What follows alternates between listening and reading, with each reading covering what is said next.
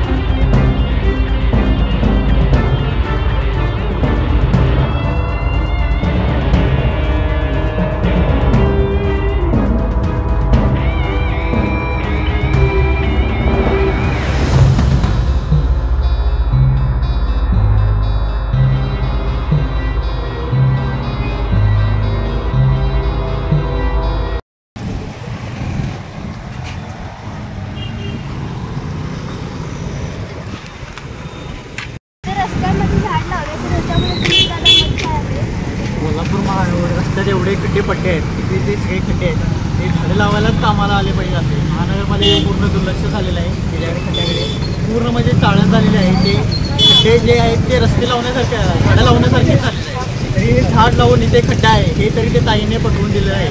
त्यामुळे महानगरपालिकेने निरीक्षक आणून दिले ते चांगलं होतं। खड्डे पडले आहेत रस्त्यात आणि गाडी 2-3 गाडी पडलेल्या आहेत 2 दिवस अगोदर।